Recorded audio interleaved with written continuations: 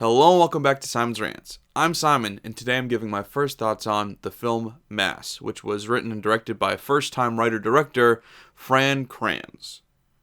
Or Fran Kranz. Fran Kranz. I said it right. Holy hell.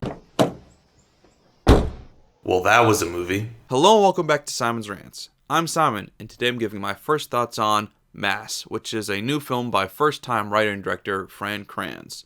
So I say it's new.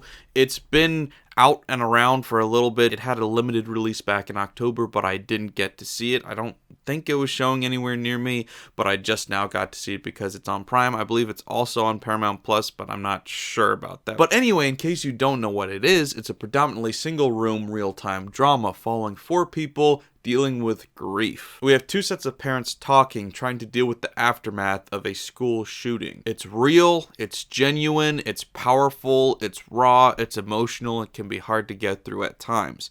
But the writing, the directing, and the acting is all very good, and I couldn't stop watching it. So Martha Plimpton's small role in The Goonies aside, the only actor I was really aware of going into this movie was Jason Isaacs, and I've got to say it was a real treat to watch him not be pure evil for once. He was amazing in this. The whole cast was great. I thought the acting across the board was really good.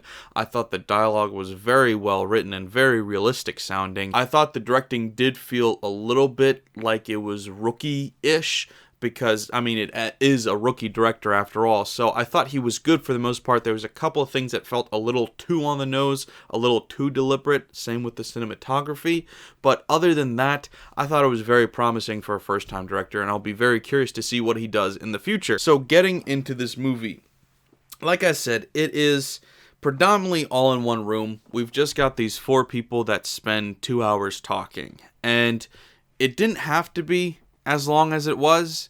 We've spent about a good 20 minutes at the beginning wasting time that could have been cut out. We could have cut out at least 10 minutes of that and streamlined that a bit.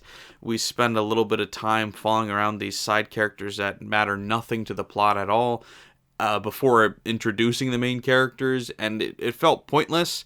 But that aside, I thought that this movie was really well done. It's very hard to have a movie that is 99% dialogue and not have some of it come across as contrived and forced. But the acting, like I said, was so good that even when we did hit some of those rougher patches, you didn't care as much as if the acting was of lesser talent. So yeah, this movie is a tough subject because we're dealing with loss, we're dealing with grief, we're dealing with gun violence, which is something that can be very political, and we briefly touch on all of these things, and it's uncomfortable, it's hard to watch, but in the most realistic, genuine way that it doesn't always feel perfectly set up. It doesn't always feel like the dialogue is flowing perfectly, the conversation doesn't always sound quite right, but it's more realistic because of it. These people are almost acting too realistic that if you're used to watching a more polished film, you'd be like, oh, that seems a little off, but it seems more natural. They went with a much more natural approach to it, to a fault. Some people may be turned off by it, but I enjoyed the uncomfortableness of it. The lack of structure to it, I thought, was very welcome because it's not something you see in movies very often, so I did enjoy that a lot. There, however, were some choices in this movie that I didn't quite get entirely. There's some symbolism with a pink or red ribbon that I don't know what it means at all. I tried Googling it. I have no idea what it meant. It really bugged me because they showed it a couple times.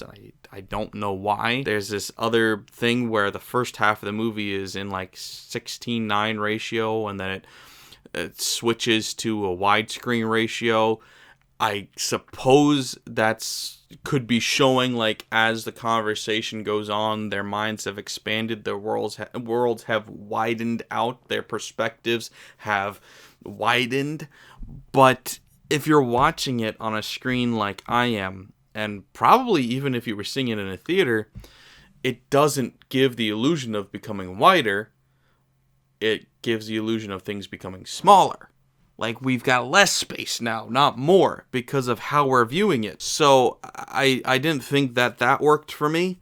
Maybe if we had shot the movie in like 4:3 and then pushed it out into 16:9, that would have worked better or something like that. But it just seemed like a weird decision that didn't quite work for me. But other than that, I mean, directing, there's not too many choices that had to be made in this movie, because you've essentially got 4 people in a room talking, and they get up and they walk around, they sit down, and they're moving around the room, but we're not making any dramatic choices here for the most part. And so it really comes down to the dialogue, the story that's being conveyed from them telling stories. It's a very simple thing, so it has to be good, because there's not a lot of pieces involved here. When you've got a lot of small moving pieces, you can maybe miss 1 or 2 flaws in the background, but here we've got acting and dialogue.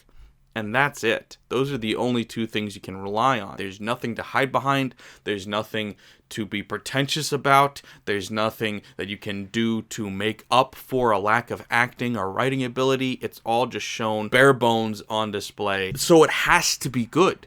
And it was good. It was very, very good. Hard to watch. Hard to stomach. Tough subject material. But I enjoyed how it was approached. I enjoyed how it was talked about. They're talking about political opinions. They're talking about moral opinions. They're talking about just grief and loss and all of these things. And it's messy. It's hard to deal with. There's no clear-cut answers, and they know that. And that's part of what makes this work so well, is that it doesn't work, and they're trying to figure it all out. And so I really, really love that approach to this story. I thought that was brilliantly done. So I definitely recommend it. Like I said, it's on Amazon Prime. I think Paramount Plus. If not, you can go find it on Prime. Definitely check it out. And if you have seen it, please let me know in the comments below what you guys thought of it.